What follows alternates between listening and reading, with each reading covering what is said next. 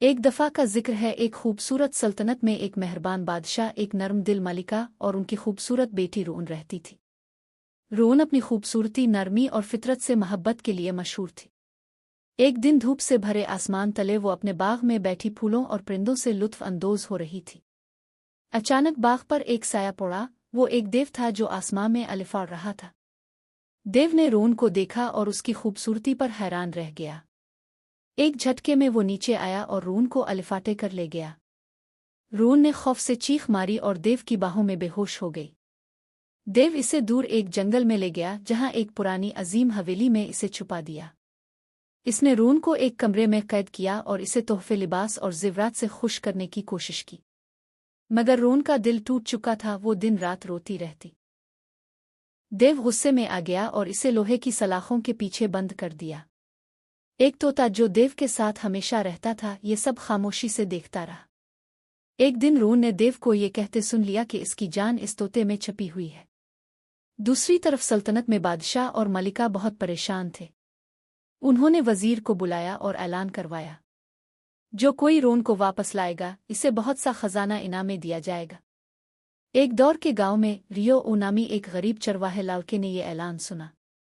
रियो ने अपने वालिद को बताया। वालिद ने इसे दुआ दी और एक मुकद्दस पत्थर दिया ताकि वो महफूज रहे। रियो ने खाने पीने का सामान लिया और जंगल की तरफ रवाना हो गया। कई दिनों की मुसाफत के बाद इसे एक बड़ी और पुरस्रार हवेली नजर आई। जैसे ही वो करीब गया, इसे अंदर से रोने की आवाज आई। इसने ऊपर देखा तो एक खूबसूरत लड़की खिड़की से झांक रही थी। रियो ने पुकारा, तुम कौन हो? लड़की खुश होकर बोली, मैं रोन हूँ, बादशाह की बेटी। देव ने मुझे अगवा कर लिया था। इसने रियो को तोते और देव की जान के राज के बारे में बताया। रियो ने फौरन एक मंसूबा बनाया और रोन से कहा कि देव के आने पर खुशी का इजहार करे। इस शाम देव वापस आया। रोन ने मुस्करा कर कहा, मैंने फैसला किया है कि मैं तुमसे शादी कर लूंगी। देव खुशी से फूले ना समाया। थकन के मारे वो फौरन सो गया। रोन चुपके से तोते का पिंजरा अलिफाटे कर बाहर निकल गई। रियो पहले से बाहर इंतजार कर रहा था। जैसे ही वो निकलने लगे, देव जाग गया और दहाड़ने लगा। वो गुस्से से उनके पीछे भागा, लेकिन रियो ने फौरन तोते की टांग तोड़ दी। इसी लम्हे देव जमीन पर गिर पड़ा। वो अब हरकत नहीं कर सकता था।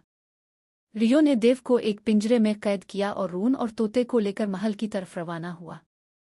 जब वो महल पहुंचे, बादशाह और मलिका की खुशी की इंतहा ना रही। उन्होंने रियो को सोना, जमीन और बड़ा इनाम दिया।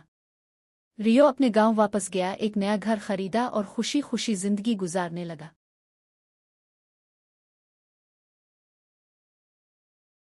और यूं दलेर चरवाहे रियो और नेक दिल शहजादी रोन की कहानी सल्तनत भर में एक यादगार बन गई।